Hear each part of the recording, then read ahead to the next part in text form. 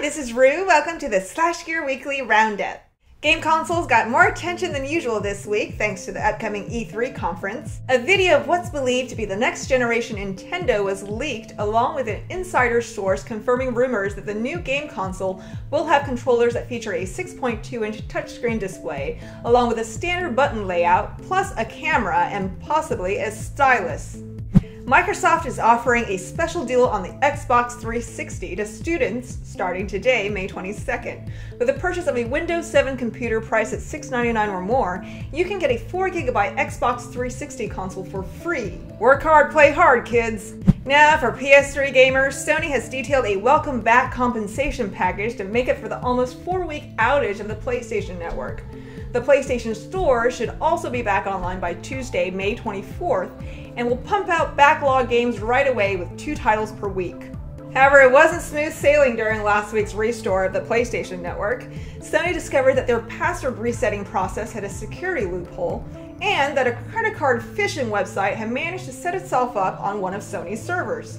And as if that weren't embarrassing enough, their Japanese ISP, SONET, got hacked on Friday. Luckily, only $1,200 worth of virtual points were stolen from its account holders. With a massive global network Sony has to clean up, security experts warn of a long road ahead, saying that hackers are poking their fingers into the holes faster than Sony can fill them up. The Android platform had a little security issue of its own last week. Researchers discovered that Android uses clear text authentication tokens containing login credentials valid for up to 14 days. The data can be intercepted when connected to an unencrypted Wi-Fi network. Google's most recent Android 2.3.4 update addressed most of the issues, but we all know carriers are slow to send out updates. Thankfully, Google figured out a server-side fix that it began rolling out earlier last week that should address the issues without requiring users to wait for an update. Other Android news include announcements that the Android tablets Asus ePad Transformer and the Acer Iconia Tab A500 will each be getting the 3.1 Honeycomb update starting June. Make sure to check out our review of the 3.1 update on SlashGear.com. And speaking of Android tablets, rumors are blowing up about an Amazon Android tablet. It's believed now that Amazon is developing a whole family of tablets, with the first 2, codenamed Coyote in Hollywood, set to launch before the end of this year. The lower-end Coyote is set to feature an NVIDIA Tegra 2 processor, while the higher-end Hollywood will run on the NVIDIA T30 Cal-L quad-core processor. Combine awesome specs with aggressive Amazon-style pricing, strong distribution power, a comprehensive ecosystem of services, and we may have the ultimate iPad 2 killer. Apple's iPad 2 supply shortage is supposed to improve, but on Friday a major explosion took place at their Foxconn manufacturing plant, which injured 16 employees and killed at least 2.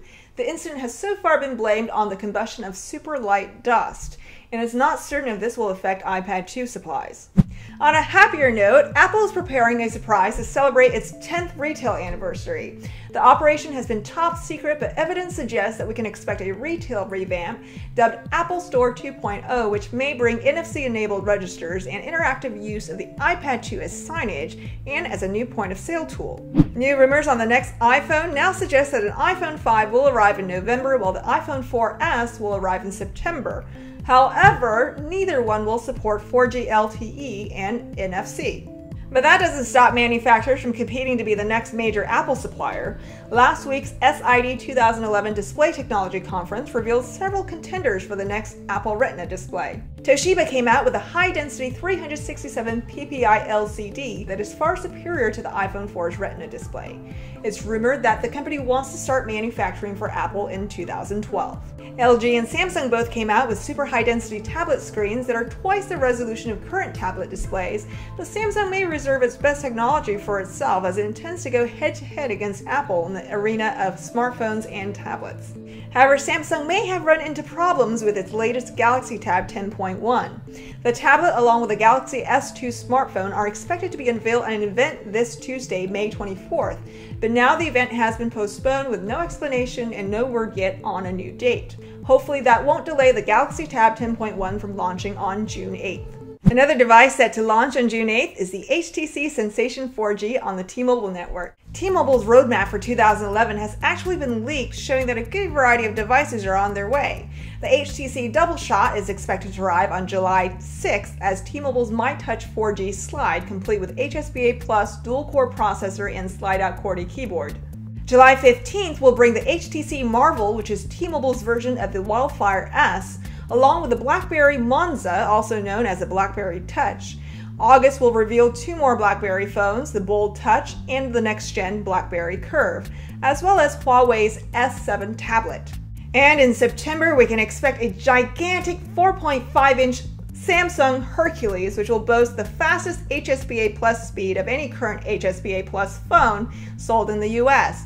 And it will be essentially like a dual-core version of the Infuse 4G that recently launched with AT&T. AT&T will be getting another Windows Phone 7 device with the HTC HD7S scheduled for June 5th. And a Dell Streak Pro Honeycomb tablet powered by Tegra 2 may be landing in June for AT&T's upcoming LTE network. Verizon's 4G LTE network has expanded to 9 new markets and has been boosted in 5 cities. Verizon may also be dropping their unlimited data plans starting this summer and eventually adding family data plans. Launching on May 26 will be the LG Revolution, Verizon's 3rd LTE phone, the HTC Trophy, Verizon's first Windows Phone 7 device, and the Motorola Droid X2. Verizon also started accepting pre-orders last week for the Sony Ericsson Xperia Play. The Xperia Play and the Xperia Arc will both be getting an update to Android 2.3.3 this coming week that will add deep Facebook integration. Sony Ericsson also hinted at 2 new upcoming feature phones, possibly called the Text Pro and Mix Walkman. We had several product reviews this week, so make sure to check them all out. They include the Infuse 4G, the limited edition Galaxy Tab 10.1, the Lenovo ThinkPad X1, and the HTC Flyer. We also had some unboxings and hands-on for the Droid X2 and the HTC Sensation, with reviews for those coming very soon. That wraps it up this week. Thanks for watching. This is Rue with SlashGear, and we'll see you next time. Game consoles got more attention than usual. Data can be intercepted when connected to an oh my goodness! Security issue of its own. Yeah. Weekly Roundup. SlashGear! Is that too much now, wasn't it? No,